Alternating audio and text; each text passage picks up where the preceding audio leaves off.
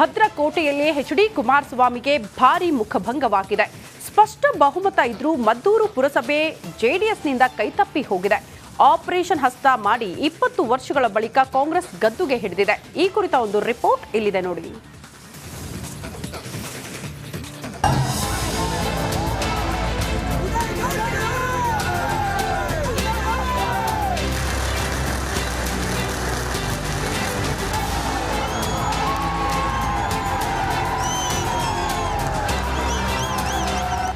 ಮುಖಭಂಗ, ಭಾರಿ ಮುಖಭಂಗ. ಭದ್ರಕೋಟೆಯಲ್ಲೇ ದಳಪತಿಗೆ ಭಾರಿ ಮುಖಭಂಗವಾಗಿದೆ. ಮಂಡ್ಯದಲ್ಲಿ ಆಪರೇಷನ್ ಹಸ್ತಕ್ಕೆ ಜೆಡಿಎಸ್ ಶೇಕ್ ಆಗಿದೆ. ಬರೋಬ್ಬರಿ 20 ವರ್ಷದ ಬಳಿಕ ಮದ್ದೂರು ಪುರಸಭೆ ಕಾಂಗ್ರೆಸ್ ವಶವಾಗ್ಬಿಟ್ಟಿದೆ.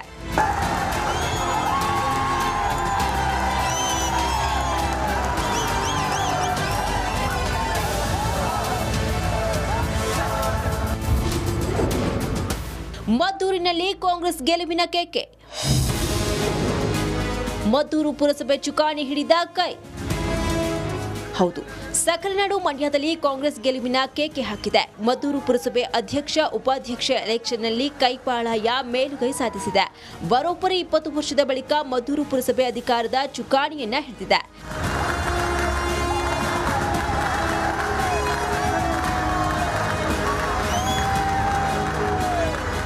ಇತ್ತೀಚೆಗೆ ನಡೆದ ಮಂಡ್ಯ ನಗರಸಭೆ ಅಧ್ಯಕ್ಷ ಉಪಾಧ್ಯಕ್ಷ ಚುನಾವಣೆಯಲ್ಲಿ ಖುದ್ದು ಕೇಂದ್ರ ಸಚಿವ ಎಚ್.ಡಿ. ಕುಮಾರಸ್ವಾಮಿ ಅಖಾಡಕ್ಕೆ ಎಂಟ್ರಿ ಕೊಟ್ಟಿದ್ರು. ಕೇವಲ 1 ಮತದ ಅಂತರದಿಂದ ಜೆಡಿಎಸ್ ನಗರಸಭೆಯ ಅಧಿಕಾರ ಹಿಡಿದಿತ್ತು. ಇದೀಗ ಕುಮಾರಸ್ವಾಮಿಗೆ ಟಕ್ಕರ್ ಕೊಟ್ಟ ಕಾಂಗ್ರೆಸ್ ಆಪರೇಷನ್ ಹಸ್ತದ ಮೂಲಕ ಮದ್ದೂರು ಪುರಸಭೆಯ ಅಧಿಕಾರವನ್ನ ಹಿಡಿದಿದೆ. ನೂತನ ಅಧ್ಯಕ್ಷರಾಗಿ ಕಾಂಗ್ರೆಸ್ನ ಕೋಕಿಲ ಹಾಗೂ ಉಪಾಧ್ಯಕ್ಷರಾಗಿ ಪ್ರಸನ್ನ ಆಯ್ಕೆಯಾಗಿದ್ದಾರೆ.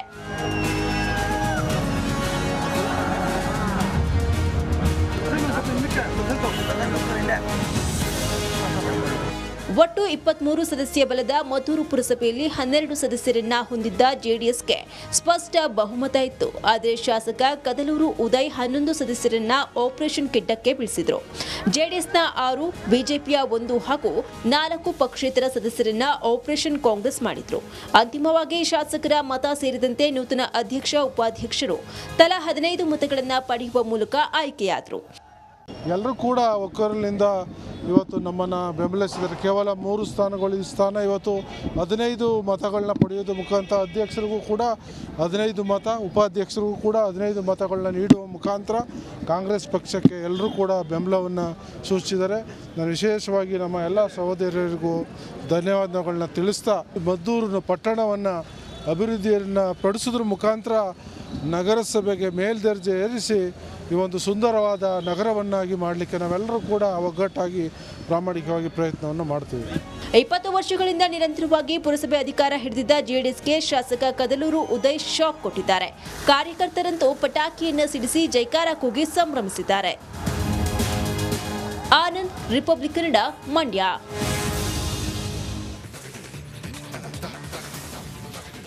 ಆತ ಕೃಷಿ ಇಲಾಖೆಯಲ್ಲಿ ಸೂಪರಿಂಟೆಂಡೆಂಟ್ ಆಗಿ ಕೆಲಸ ಮಾಡ್ತಾ ಇದ್ದ.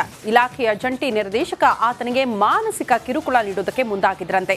ಇದೆಲ್ಲದರ ನಡುವೆ ಸೂಪರಿಂಟೆಂಡೆಂಟ್ ಡೆತ್ ನೋಟ್ ಬರೆದಿಟ್ಟು ವಿಡಿಯೋ ಮಾಡಿ ಆತ್ಮಹತ್ಯೆಗೆ ಯತ್ನಿಸಿದ್ದಾರೆ. ಯಾಕೆ ಗೊತ್ತಾ? ಈ ಸ್ಟೋರಿ ನೋಡಿ. ಕಾರ್ಕಳದಲ್ಲಿ ನಡೆದ ಯುವತಿ ಅತ್ಯಾಚಾರ ಪ್ರಕರಣಕ್ಕೆ ಇಡೀ ರಾಜ್ಯವೇ ಬೆಚ್ಚಿ ಬಿದ್ದಿದೆ.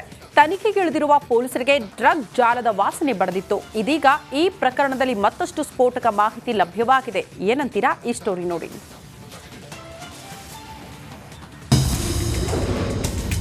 ಬಗೆದಷ್ಟು ಬಯಲಾಗ್ತಿದೆ ನಶೆಗಾಟು. ಆಂಧ್ರಕ್ಕೂ ವ್ಯಾಪಿಸಿದ ಡ್ರಗ್ಸ್ ಜಾಲ. ಕಾರ್ಕಳದ ಯುವತಿಯ ಅತ್ಯಾಚಾರ ಪ್ರಕರಣದ ಆರೋಪಿ ಅಂಧರಾಗಿದ್ದಾರೆ. ಆರೋಪಿ ಅಲ್ತಾಫ್ನ ಬೆನ್ನತ್ತಿದ ಪೊಲೀಸರಿಗೆ ಡ್ರಗ್ಸ್ ಜಾಲದ ವಾಸನೆ ಬಡಿದಿತ್ತು. ಇದೀಗ ಈ ಪ್ರಕರಣದಲ್ಲಿ ಬಗೆದಷ್ಟು ಅಮಲು ಪದಾರ್ಥಗಳು ಪತ್ತೆಯಾಗ್ತಿವೆ. ಅಲ್ಲದೆ ಪ್ರಕರಣದಲ್ಲಿ ಈಗಾಗಲೇ 5 ಆರೋಪಿಗಳ ಬಂಧನವಾಗಿದೆ.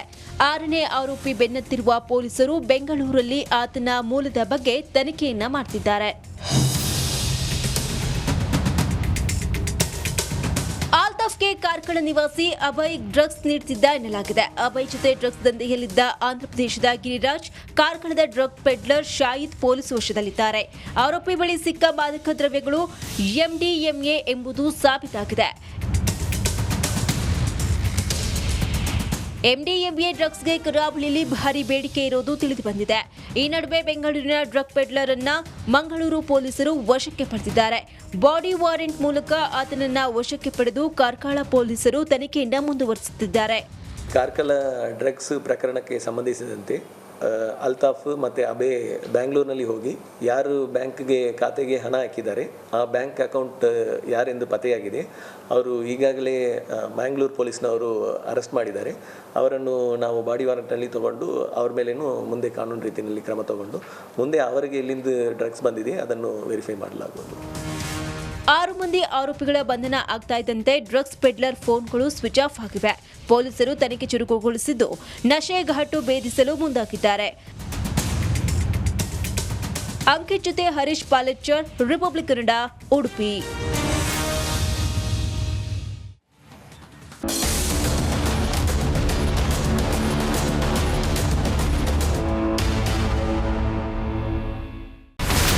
ಇಲ್ಲಿರುವಂತ ಈ ಒಂದು ಗುಡ್ಡ ಕುಸಿದ ಪರಿಣಾಮ ಯಾವ ರೀತಿಯಾಗಿತ್ತು ಅಂತಂದ್ರೆ ಗಂಗಾವಳಿ ನದಿ ಪಕ್ಕದಲ್ಲಿರುವಂತಹ ಉಳುವರ್ ಎನ್ನುವ ಗ್ರಾಮ ಸಂಪೂರ್ಣವಾಗಿ ಇವತ್ತು ನಾಶ ಆಗಿದೆ. ಮನೆ ಮಠ ಏನಿಲ್ಲ, ಎಲ್ಲ ಹೋಗ್ಬಿಟ್ಟಿದೆ. ಇವತ್ತು ರಿಪಬ್ಲಿಕ್ ಕನ್ನಡ ಮಾಡಿದಂತಹ ಒಂದು ವರದಿಯಿಂದಾಗಿ ಎಚ್ಚೆತ್ತುಕೊಳ್ಳುವಂತ ಕೆಲಸ ಸರ್ಕಾರ ಮಾಡಿದೆ, ಸಚಿವರು ಕೂಡ ಮಾಡಿದ್ದಾರೆ. 2 ಗಂಟೆಗೆ ಸುದ್ದಿ ಮೂಡಿಸಿದ್ದು 6 ಗಂಟೆಗೆ ಎಲ್ಲ ಸಚಿವರು ಮಿನಿಸ್ಟರ್ ಎಲ್ಲ ಬಂದು ಇಲ್ಲಿ ನೋಡೋಗಿದ್ದಾರೆ. ಎಲ್ಲಾ ಜನರಿಗೂ 1,20,000 ಮತ್ತೆ ಅವರಿಗೆ ಮನೆಗೆ 5 ಲಕ್ಷ. ಈ ಸುದ್ದಿಯನ್ನ ಎಲ್ಲ ಒಂದು ಅಧಿಕಾರಿಗಳಿಗೆ ಮುಡಿಸಿದಕ್ಕಾಗಿ ರಿಪಬ್ಲಿಕ್ ಕನ್ನಡ ಟಿವಿಗೆ ಧನ್ಯವಾದ ಹೇಳಿ ಇಷ್ಟಪಡ್ತೇವೆ. ಮನೆನೂ ಕೊಡ್ತೇವೆ, ಮಕ್ಕಳ ಶಿಕ್ಷಣಕ್ಕೆ ತೊಂದರೆ ಆಗದೆ ಇದ್ದಂಗೆ ಹೆಲ್ಪ್ ಮಾಡ್ತೇವೆ. 1,20,000 ಮನೆ ಯಾರ್ದ್ರ ಡ್ಯಾಮೇಜ್ ಆಗಿದೆ ಅದನ್ನ ಕೊಡ್ತೀವಿ ಅಂತ ಒಪ್ಕೊಂಡಿದ್ದಾರೆ. ನಮ್ಮ ಕಷ್ಟಕ್ಕೆ ನೀವು ರಿಪಬ್ಲಿಕ್ ಕನ್ನಡದವರಾದಂತ ನೀವು ನೆರವಾಗಿರ್ತ ನಾವು ನಂಬಿದ್ದೇವೆ.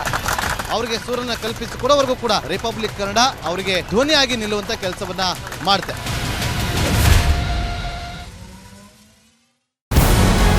ನಮಸ್ಕಾರ, ಕರ್ನಾಟಕ ಪ್ರೈಮ್ ಟೈಮ್ಗೆ ಸ್ವಾಗತ. ನಾನು ಜಯಪ್ರಕಾಶ್ ಶೆಟ್ಟಿ. ಇಡೀ ಕರ್ನಾಡು ಇವತ್ತು ರೆಬೆಲ್ ಆಗಿ ನಿಂತಿದೆ. ಈ ಹಗರಣಗಳನ್ನು ಸದನದಲ್ಲಿ ಪ್ರಸ್ತಾಪ ಮಾಡಲು ಕೂಡ ಕಾಂಗ್ರೆಸ್ ಹಿಂದೇಟು ಹಾಕಿದ್ದೇಕೆ? ನಿಮ್ಗೆ ಸಂಬಳ ಅದಕ್ಕೆ, ನಿಮಗೆ ವಾಹನ ಅದಕ್ಕೆ, ನಿಮಗೆ ವೆಪನ್ ಅದಕ್ಕೆ, ನೀವು ಅದನ್ನು ಸೆರೆ ಹಿಡಿಬೇಕಾಗಿತ್ತು. ನೀವು ವಿದ್ಯುತ್ ಬರ ಇದೆ ಅಂತ ಹೇಳ್ತಾ ಇದ್ದೀರಿ, ಎಲ್ಲಿ ಬರ ಇದೆ ನೀವು ಹೇಳಬೇಕು.